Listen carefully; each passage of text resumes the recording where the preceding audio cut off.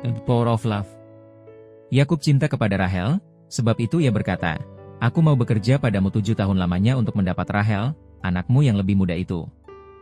Kejadian 29 ayat 18. Kalau mau diringkas, tema besar seluruh Alkitab sebenarnya hanya satu, cinta. Alkitab adalah kisah panjang tentang cinta Allah kepada manusia. Dan faktanya, manusia tidak bisa hidup tanpa cinta.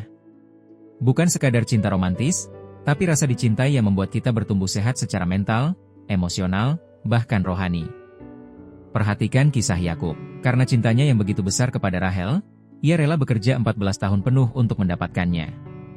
Bayangkan bekerja keras tanpa digaji, hanya karena cinta. Itu membuktikan betapa kuatnya cinta dapat menggerakkan seseorang melewati penderitaan yang berat. Cinta yang dirasakan sejak kecil juga punya dampak besar. Anak yang tumbuh dengan kasih sayang biasanya lebih percaya diri, lebih tahan banting, dan lebih mudah berempati. Lihat saja Yusuf, anak Yakub dari Rahel. Karena ia dicintai ayahnya, Yusuf bertumbuh menjadi pribadi yang percaya diri dan tetap optimis meskipun dikhianati saudara-saudaranya, dijual sebagai budak, dan dipenjara. Ia tetap mengucap syukur kepada Tuhan karena hatinya penuh cinta. Sebaliknya, orang yang merasa tidak pernah dicintai sering tumbuh menjadi pribadi yang gamang, mudah curiga, penuh kekecewaan, bahkan marah pada Tuhan. Kalaupun kelihatan kuat, seringkali itu hanya tenaga dari luka batin bukan dari hati yang sehat.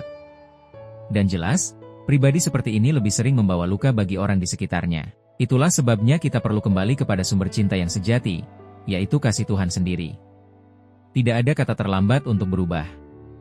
Saat kita menyadari betapa kita dikasihi Allah, hidup kita jadi kuat, hati kita jadi penuh syukur, dan kita sanggup mencintai orang lain dengan tulus.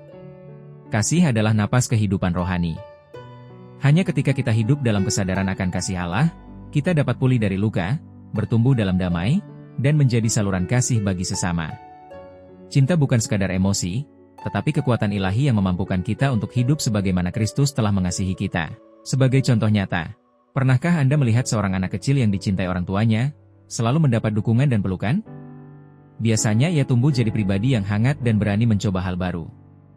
Bandingkan dengan anak yang jarang mendapat perhatian, sering dimarahi, atau diabaikan, ia cenderung minder, penakut, bahkan bisa jadi pemberontak. Perbedaan utamanya hanya satu, rasa dicintai. Sumber cinta sejati hanya ada pada Kristus. Ketika kita hidup di dalam kasih-Nya, kita tidak hanya kuat, tetapi juga mampu mencintai orang lain dengan tulus.